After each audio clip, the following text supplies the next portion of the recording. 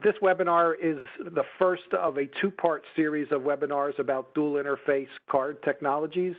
This webinar will examine some of the unique manufacturing considerations for dual interface EMV card hardware and software, and the testing and certification for offline data authentication, or ODA, a feature used for rapid gate entry during contactless transit applications.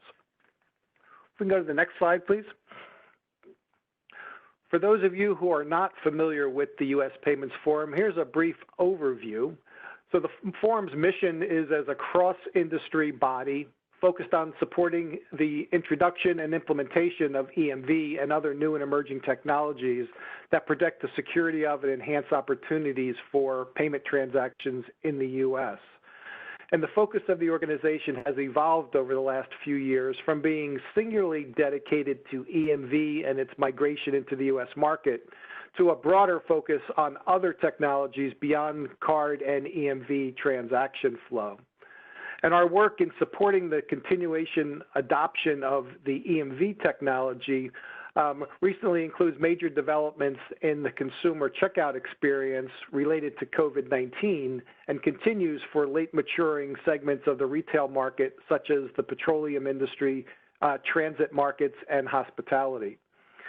Also, important topics involve issuer and merchant considerations on testing and certification of EMV contactless and mobile payments, and other contactless issuance and acceptance challenges, which are also the focus of this webinar.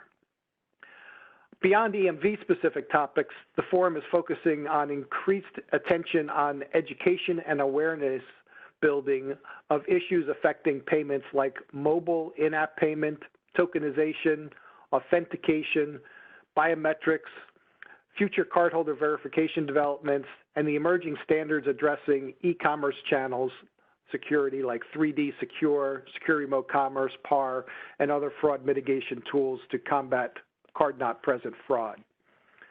Now, if we go to the next slide. The U.S. Payments Forum brings together in an open forum of equals from across the payments ecosystem, leading companies representing the global payments brands, financial payments issuers, merchants, processors, debit networks, mobile service providers, and other industry suppliers, integrators, associations, government, and transit operators. And we do this through collaboration on projects to develop resources that assist the U.S. In its EMV migration and the implementation of other new technologies through deliverables such as white papers and other educational resources and best practices and technical recommendations based on how specifications are being implemented in the U.S. We also provide education programs for our members and the industry, webinars such as these, as well as workshops and conference events are hosted by the U.S. Payments Forum. We also have a very active communications outreach program to reach out to other industry groups as well as non-members to share some of the knowledge and information that have been produced and distributed through the U.S. Payments Forum organization. And we also provide a very valuable networking opportunity for industry stakeholders to interact with other payment industry stakeholders to help understand and help be prepared for how payments technology is continuing to evolve. If you want more information about the U.S. Payments Forum organization, please click on the link below uspaymentsforum.org for more details. We can go to the next slide, please. So let me introduce today's speakers. We'll begin with Mansoor Karimzadeh, who is the CEO of Secure Payments Academy and SCIL. And he's the co-chair of the forum's Communication and Education Working Committee and is a veteran in IT for over 27 years and the last 18 years with systems and services for credit, debit, prepaid, EMV, and NFC cards and mobile payments. Next, we have Nick Pisarev, who's Director of Product Management for Banking for G&D Mobile Security. And Nick is an elected representative to the Forum Steering Committee and is a frequent speaker and subject matter expert on EMV security. And lastly, we'll have Berkey Baidu, who is the Contactless and EMV North America product owner at MasterCard. And Berkey is also MasterCard's executive representative to the Forum Steering Committee and is an active contributor to numerous Forum working committees and steering committee project teams. So with that, if we go to the next slide, let me turn things over to Mansoor to talk about the dual interface card hardware. Mansoor? Thank you, everybody, for joining us today. Next slide, please. The market considerations, the adoption of dual interface, that's EMV contact and contactless chip technology in the US is important to all stakeholders in the payment industry.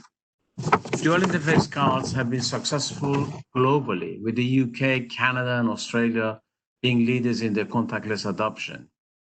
Experience in countries that have moved to contactless has shown the contactless capable cards displays cash and drive increased transactions. For example, top of the wallet behavior. In the US, post-market and post-EMV market environment, one of the next issuer considerations is whether or when to begin issuing dual interface credit and debit cards.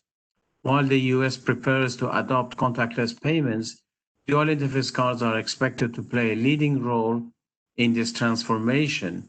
Although mobile payments are generally available for issuance, many consumers prefer to use their cards as opposed to their phones, and issuers should be aware of this fact. Next slide, please.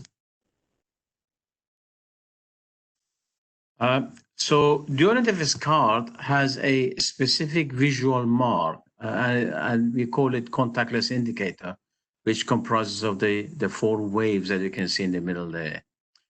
So during the dual interface card artwork design phase, issuers should determine where to put the contactless indicator symbol.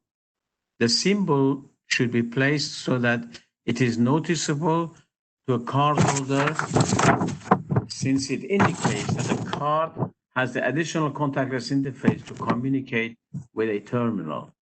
The contactless indicator can be placed on the front side or on the back side of the card.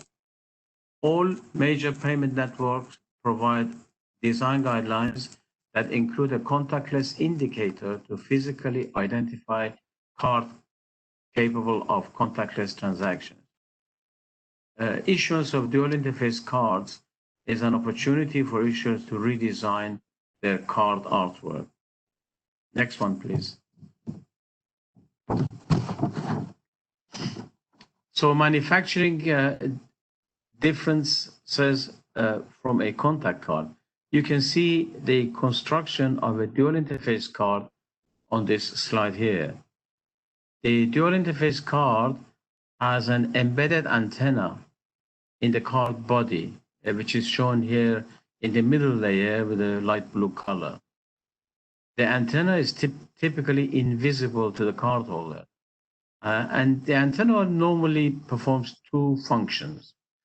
First of all, number 1, it receives power from the radio waves being emitted by the terminal to power up the chip.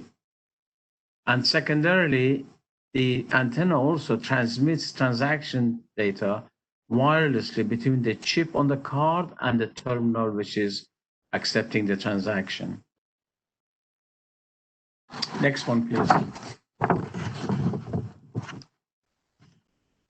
So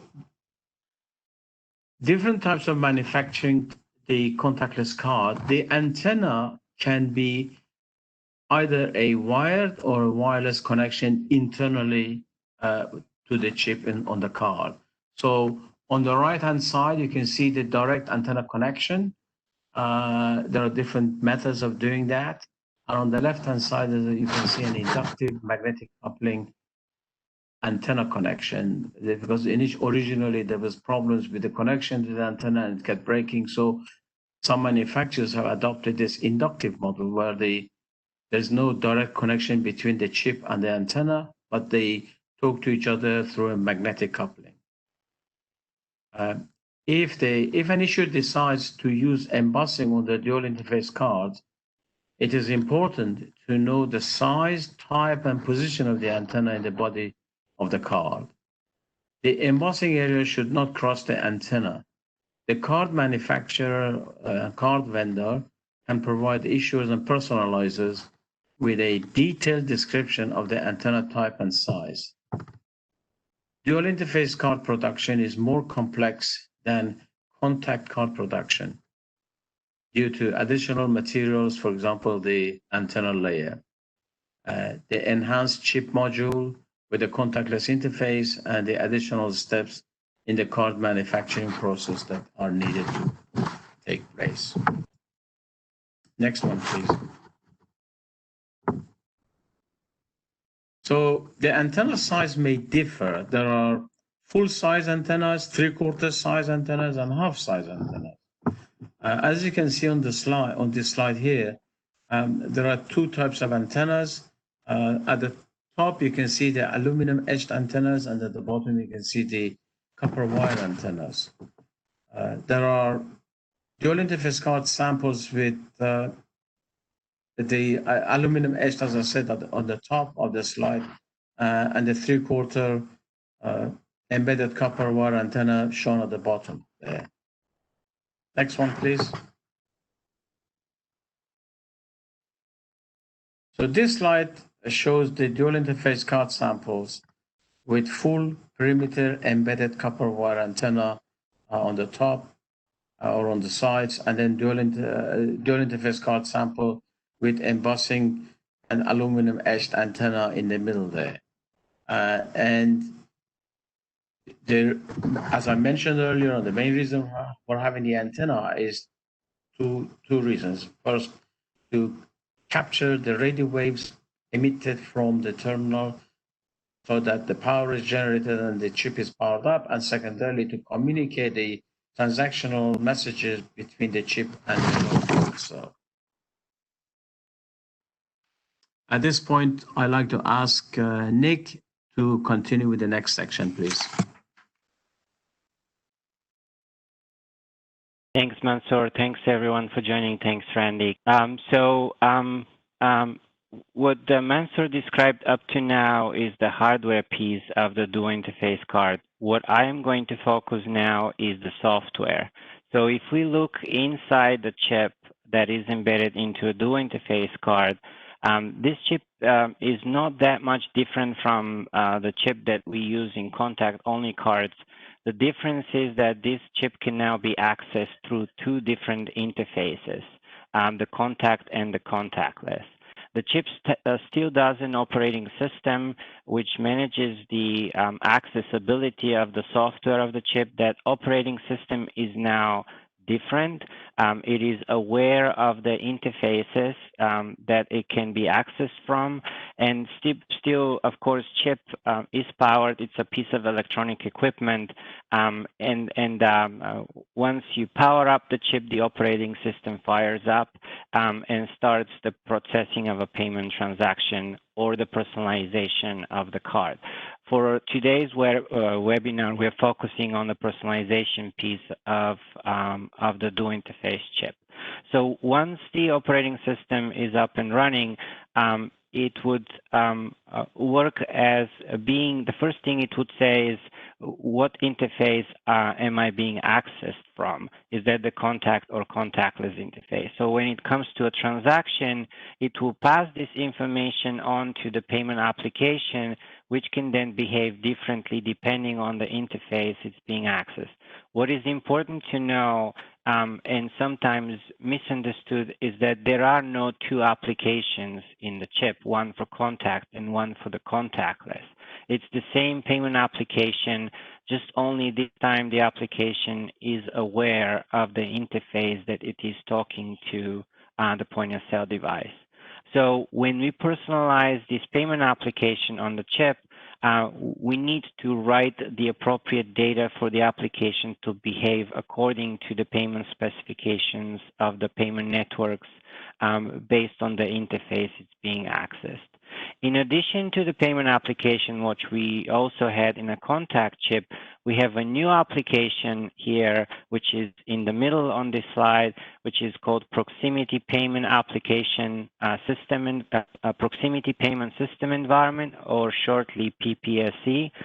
This application is very important in the contactless capabilities of the card because, as you know, tapping a card at the point of sale is something that happens within a fraction of a second.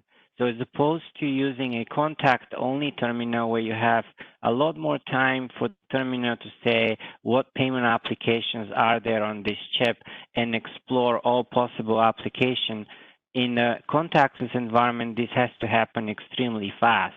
So instead of exploring all possible payment application, the point-of-sale terminal uses the PPSC to acquire immediately exactly what applications the card supports. So it acts as a directory of the applications available on the card. In this case, the point-of-sale terminal within a fraction of a second can determine, yes, I can do a contactless transaction, and performs the contactless transaction. So to sum it up on this slide, we still have an operating system, we still have a chip, it's one chip. We personalize it in a similar way as contact, but this time we need to put more data into the payment application so that it behaves properly from both interfaces, and we also need to personalize the PPSC application, which was not required for contact cards, which is now required for Dual-Interface or the contactless capability. So let's move on to the next slide.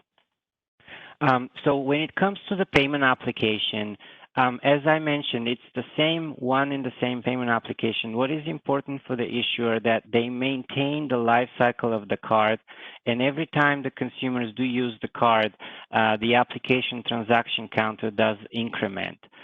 So that kind of counts the transactions of the data of the payment application, and the issuers can maintain the security aspect as the consumer used the application, regardless of which interface is being used. What is important, as I mentioned in the previous slide, for an application to behave both through both interfaces, we have to take some precautions and specifics as to how we implement the application. We could potentially have two different CVM methods, one for contact and one for contact. We also can restrict some data to be accessible only from the contact interface. A perfect example for that would be the cardholder name. We do not want that a piece of data to be accessible from the contactless interface. And as I mentioned, the application is aware.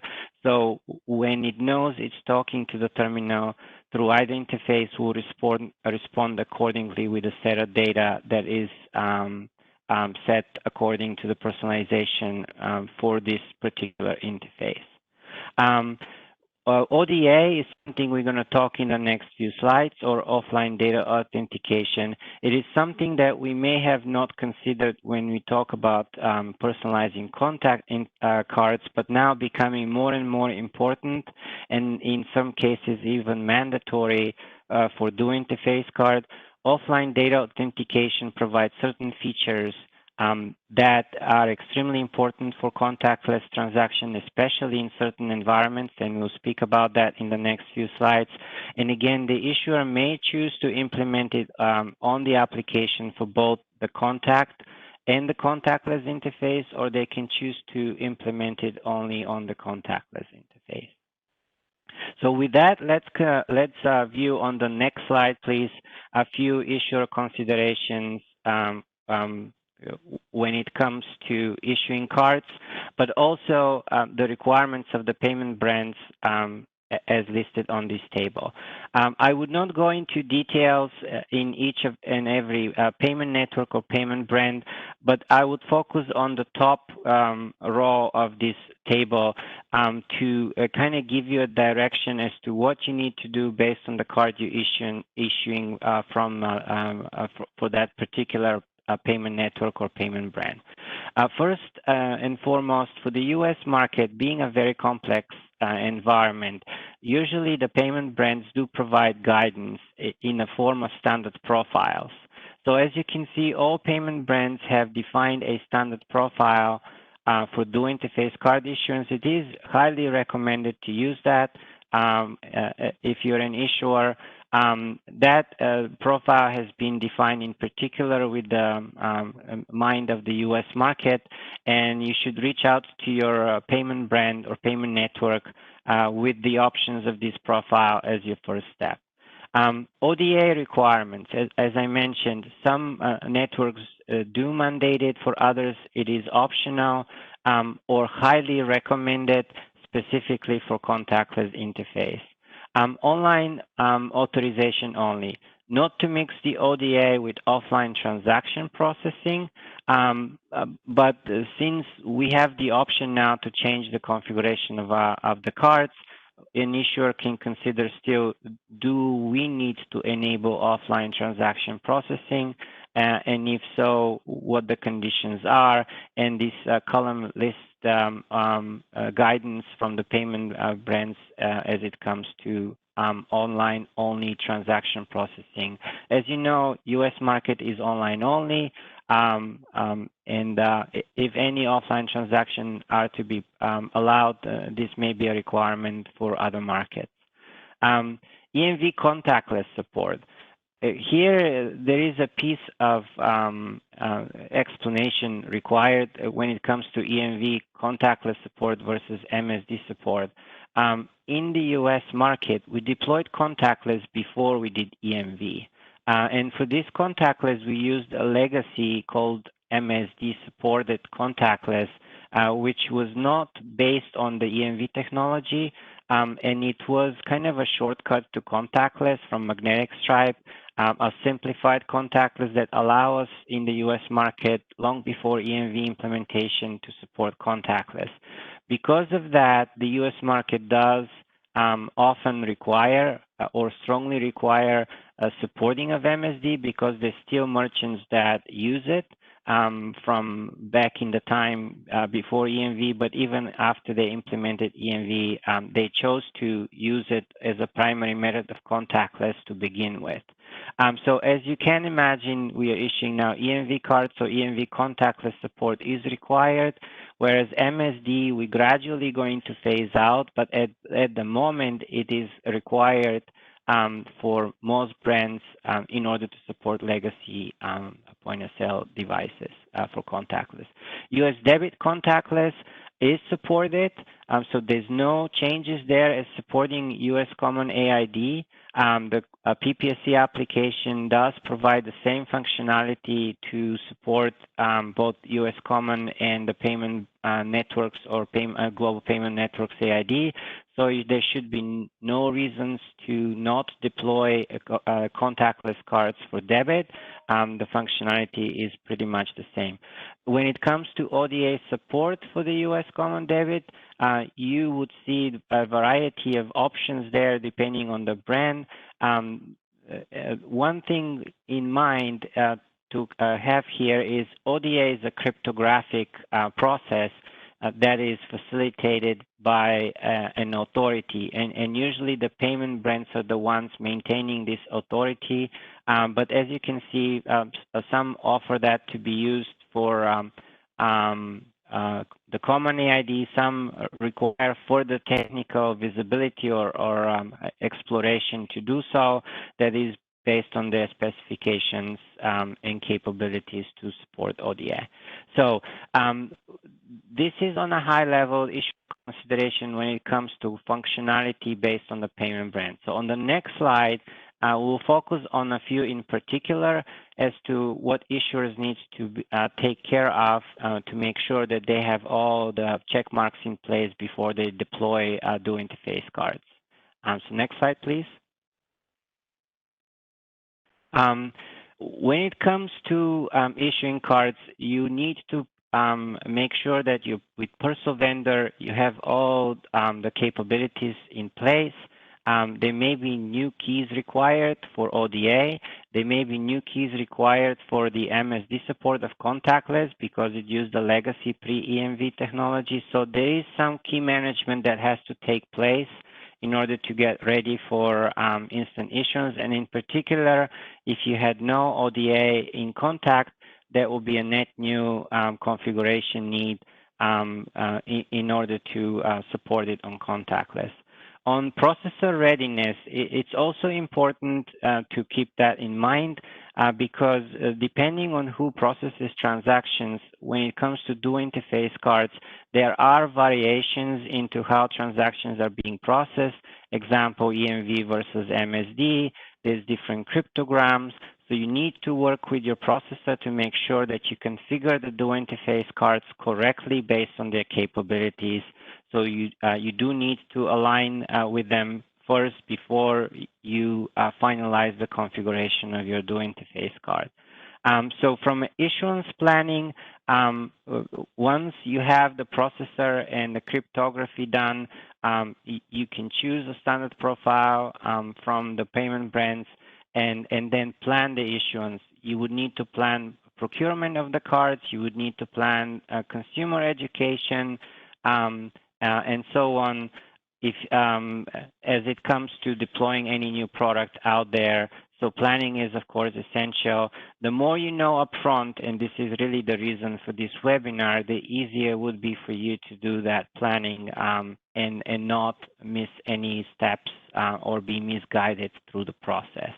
If you do instant issuance in addition to central issuance, it is recommended that you take that into consideration, in particular of the fact that you may have to deploy the Dual-Interface profile into two different systems. If you have two different providers for both central and instant issuance, it is also important to note that ODA is a more complex key management. So it is actually recommended to do it independently based on your personal providers. So you would have to do it, you will have to set up the ODA keys with each one of them. It is actually easier to do so instead of doing a shared or common cryptography setup for ODA with multiple issuance provider. And lastly, to finish this slide with a consideration, education is really important. The current state of consumers' use of payment methods has drastically changed over the last 4 to 6 months due to the change in the environment and the world we live in. Contactless has become more and more important, and people see the benefits. But that still means that still does not mean that you have to drop all education. You absolutely need to inform your cardholders that the card is capable of doing so. In fact, they would be receiving that now with a much more open mind as to the need of using it. So it is really important to continue that education and to let them know the capabilities are now being enabled on their cards. So that it was about issuance considerations. So let's move on to the next slide, please. Speaking of ODA and why ODA now and what really the purpose of ODA is, we're going to cover on the next 2 slides. So the transit vertical is a particular environment where contactless is very important, and also speed of transaction processing is extremely vital for the type of business transit is. So when we have the contactless capability, first of all, let's say this. If an EMV open payment card is to be used in a transit environment for opening the gates, it has to be contactless capable. So it has to be Dual-Interface. There's no place where transit can accept a dip or insert of a card. It's simply too slow. So many transit agencies has deployed open loop and they work with the payment networks and the payment brands into accepting the technology as is. In particular, the usefulness of those two things happening at the same time in the U.S. market, we deploy Dual-Interface card, and at the same time, the transit agencies opening up to accepting EMV cards directly, helps us actually do it well and do it in benefit to both the issuers as well as the transit agencies. One particular reason why we need ODA is because ODA allows us to perform an extremely fast authentication of the card. In other words, to prevent counterfeit in transit, we can use ODA to ensure that the card that is being used is authentic or being issued by the issuer on record. What ODA does not do in this case is facilitate an offline approval. That is clearly to be understood. ODA does not imply offline transaction, but it does facilitate a quick verification that we do not have a fraudulent card being tapped at the transit. And with that, in order to explain it a little bit in more details, let's move on to the next slide. In here, you're seeing a depiction of how ODA is used at the gate. So when you tap a card, the gate of the transit authority is capable of verifying the ODA signature or the offline data authentication signature on the card, and without even opening up an outside communication, being that to the host of the bank or the payment network, can validate that this card is authentic. And in this case, the transit agency may decide to open up the gate. So we say ODA is kind of a gate opener for us in the transit environment.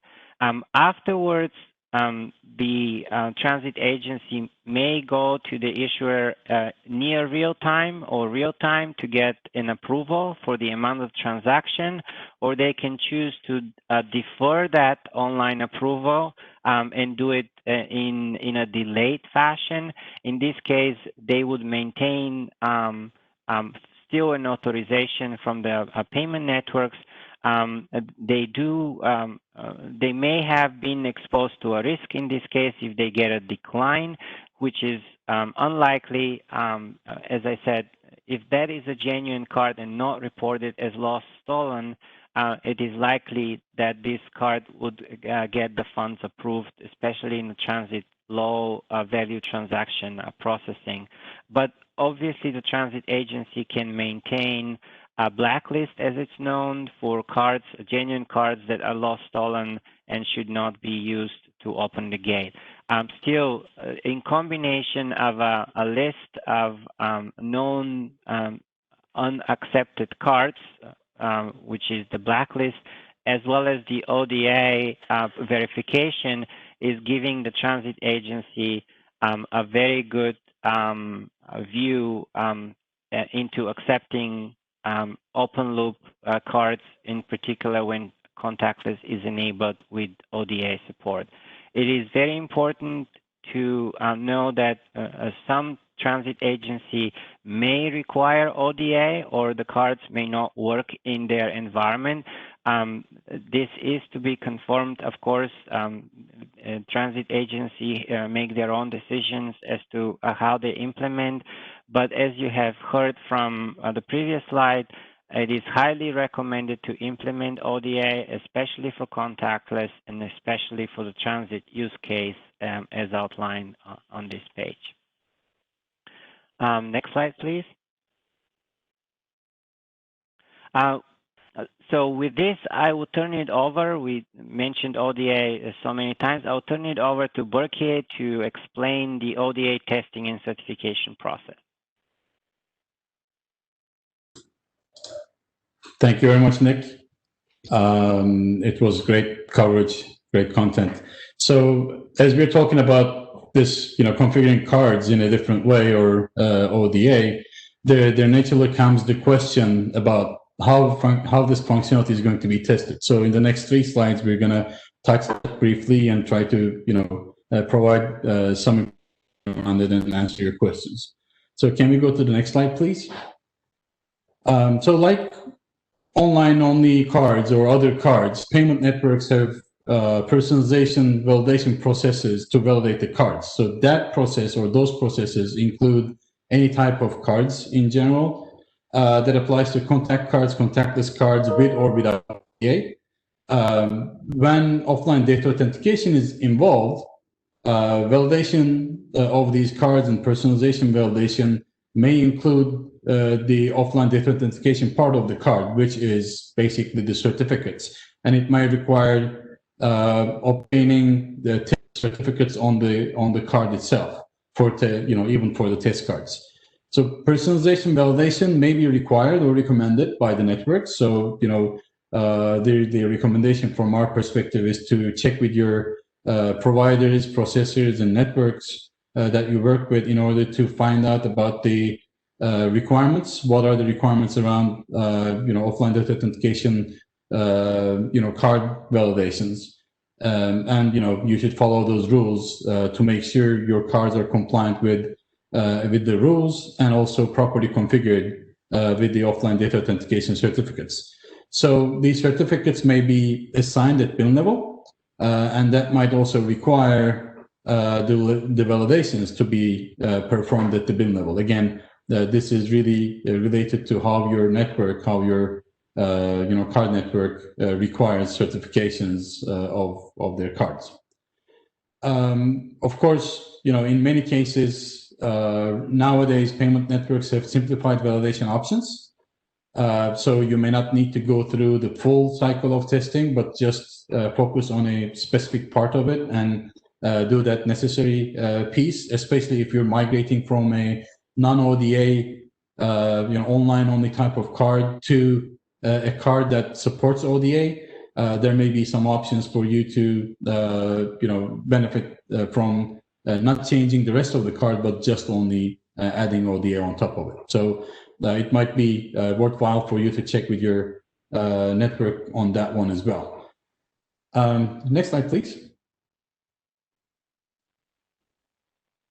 So, when you're doing testing, a similar set of testing is done for contact. Pretty much all of us are now familiar with, how a regular card is tested. In my world, in MasterCard world, ODA, is a requirement for contactless. So any card that, goes through that process, but in some cases, you may be migrating from non-ODA to ODA setup. So a similar type of testing is done as in contact testing. However, different type of transactions may be included in the test cases. So again, this depends on the depth of the testing, the level of the changes you're doing on your product. And so you may need to do additional testing in terms of testing for new type of transactions or new type of configurations.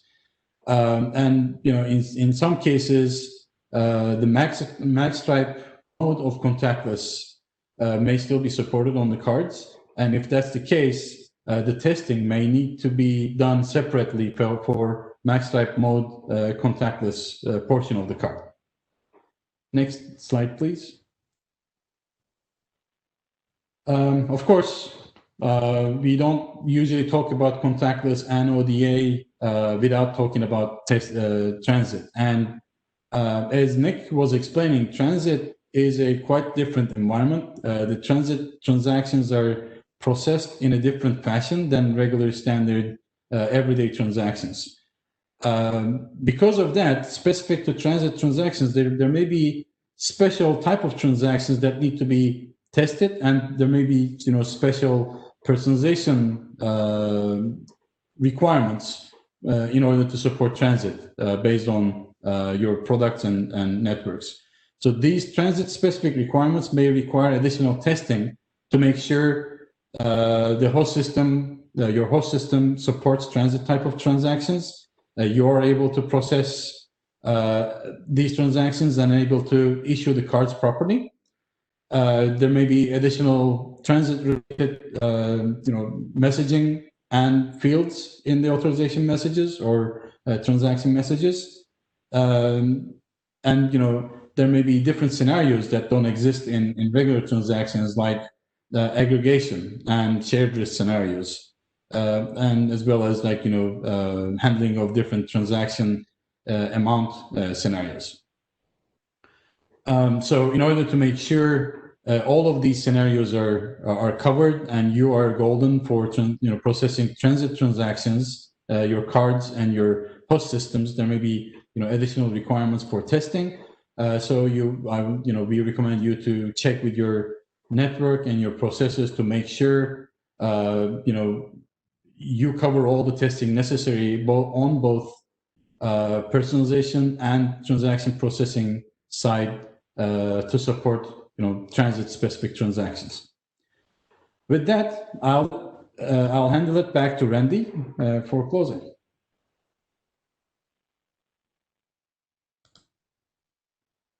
Terrific. Thank you, Berkey. Also, Nick and Mansoor for that interesting perspective on dual interface card manufacturing and testing and certification. We are going to have a few minutes for questions, and so while I give you a few minutes or some time to post your questions in the Q&A box, let me tell you about some additional resources and a next event that's coming up before we get to those questions. So if we can go to the next slide, please. So this webinar is based on a white paper that was published this year on dual interface card personalization, and there's a link to that white paper if you want to read a detailed explanation of the issues that were raised and discussed in today's webinar. Also, there are 3 additional online resources listed here: EMV Connection, Get Contactless, and MDL Connection. These are sites that are set up specifically as a public depository of information produced by the U.S. Payments Forum and the Secure Technology Alliance on issues related to EMV and issues specifically related to contactless and contactless enablement and acceptance, and a new site that's focusing on mobile driver's licenses, or MDLs, which is an issue that's going to be gaining increasing importance in the future as the payments industry tries to address the needs for digital identity and authentication and non-face-to-face transactions. So I encourage you to visit those resources and participate in those sessions. Next slide, please. We also are preparing to host our next meeting of our members. The U.S. Payments Forum November meeting is going to be a virtual event held over a 2-week period, November 9th and the 12th, and November 17th and the 19th. This virtual session is open to members as well as non-members, and as you can see, there's a list of topics there that are going to be presented in this next U.S. Forum member meeting that reflects the breadth and depth of the payments implementation issues that are discussed and resolved within the U.S. Payments Forum. Everything from the impact of COVID-19 on payments, evolution of implementation of 3DS data element implementation, mobile driver's licenses will be discussed, the trend around QR codes in physical retail, PAR, mobile pay at the pump, and new technologies for payment in retail petroleum and others. So I would encourage you, if you are interested, to visit the U.S. Payments Forum website and click on the link for the November 2020 meeting and check it out and register either as a member or as a non-member. If we can go to the next slide, please. So I'll leave this contact information up while we address your questions. If there's any additional questions, you still have time to get those questions in. Let me start with question here. I think this was for Nick, or it might have been Berkey, I'm not sure, but why would cryptography open the gate authentically and payment approval seem to be different transactional elements? Sorry, I have a little trouble reading that question.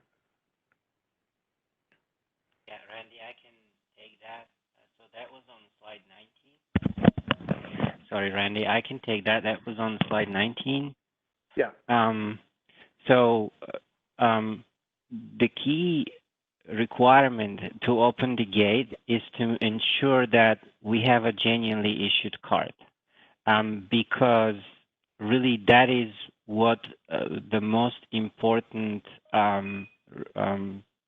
business decision for the transit authority is.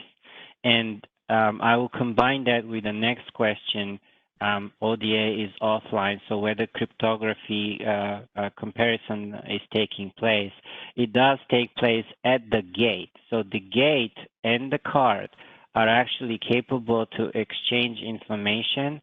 The gate that has the public certificate of the brand or the network that supported the issuer in issuing this card, so it can actually authenticate, the gate itself can authenticate the card as genuine.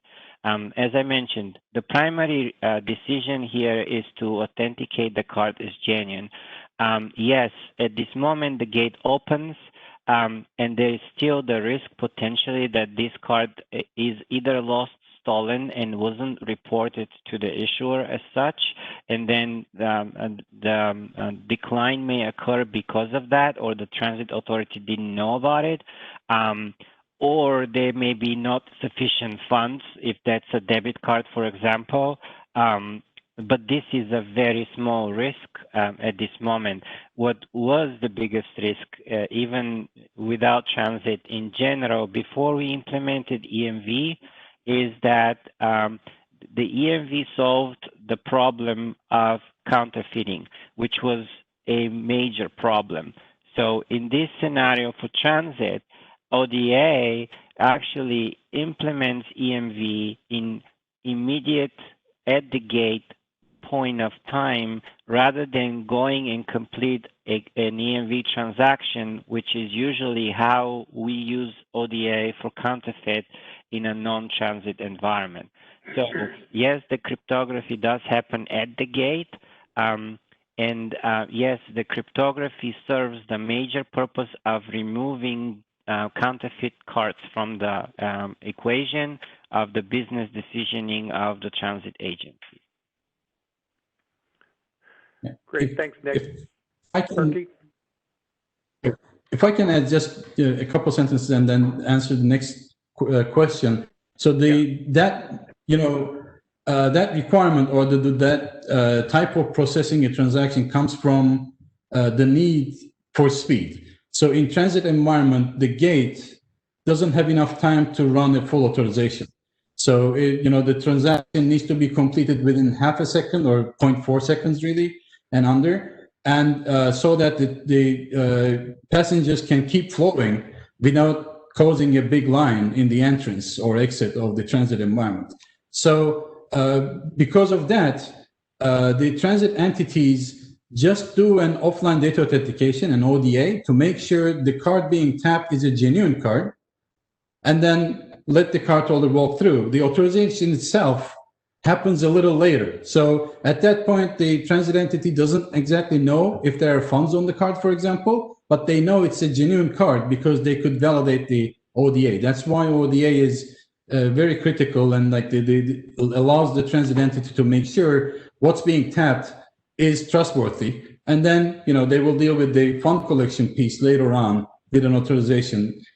Going back to that next question, this is all open loop transit payments. Like, we're not talking about closed loop environment. We're not talking about special agreements between issuers and merchants. This is all like open loop payments.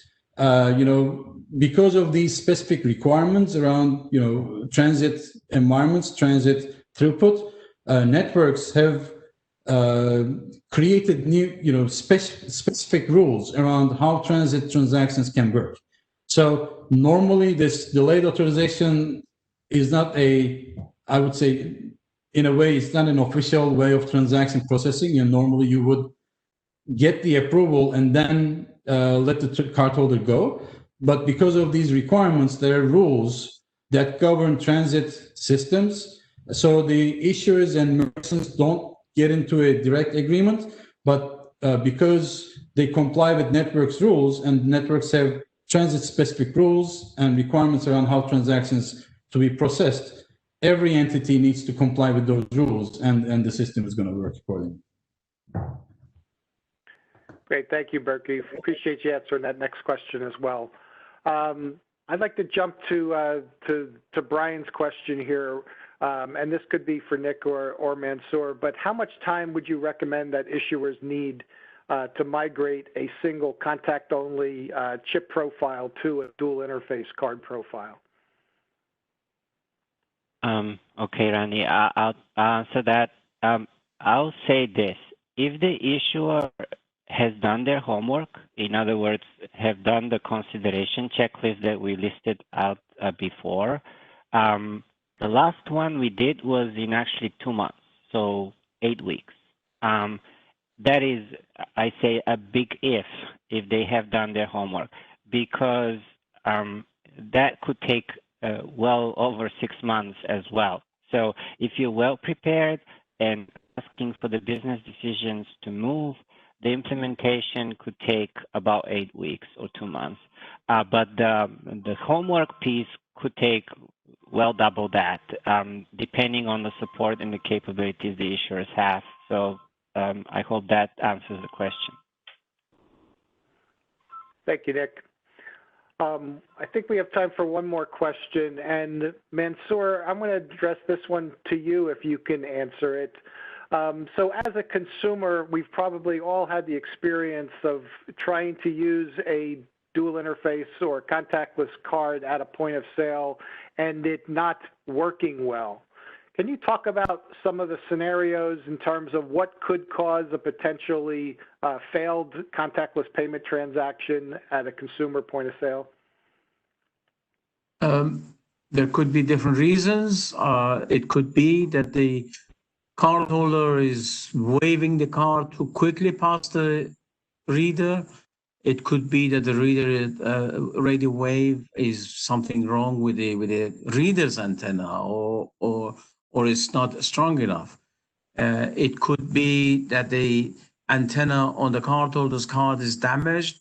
But primarily, the main reason that it's not working is that the card is either too far away from the reader, or the cardholder is waving it across and is not waiting for the green light or the beep to sound. Great. One more point about that performance question, and maybe Nick or Berkey can add to this as well. If you have two contactless or dual interface cards in your possession, in your wallet or your purse or your whatever you're doing to carry your cards with you, and you try to use them, can you explain what the anti-collision means and why that also might affect the performance of one of the cards? Yeah, the ISO 14443, that's the protocol used for the card to terminal communication. And as you mentioned, Randy, does have anti-collision capabilities.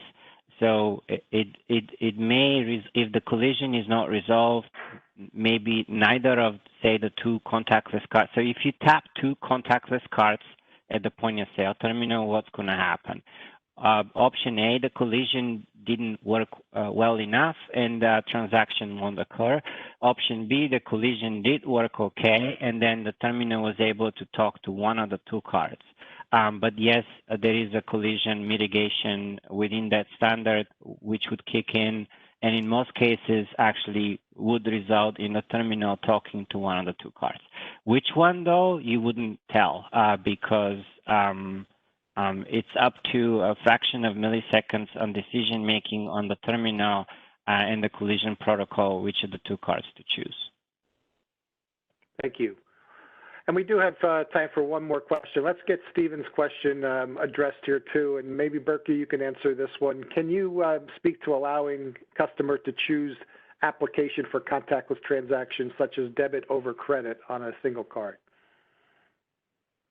So when multiple applications are configured on a contactless card, like if you're talking about a debit credit type of card. In networks may have different rules, but in MasterCard environment, we do require the terminal to select the highest priority application from the card and use that. And of course, our debit cards is a little different in terms of configuration, because we have global AIDs and debit AIDs on our cards, the common AIDs.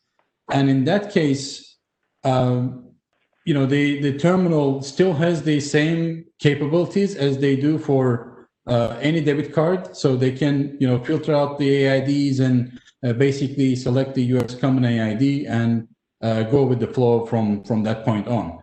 At that point, the terminal will decide whether they will honor like CVM list limits and then, or ask for PIN, etc. So that's down the road in terms of running the transaction with the selected AID. Excellent. Well, thank you, Berkey, and also Nick and Mansoor for this presentation today. I want to thank all of you in our audience today for participating.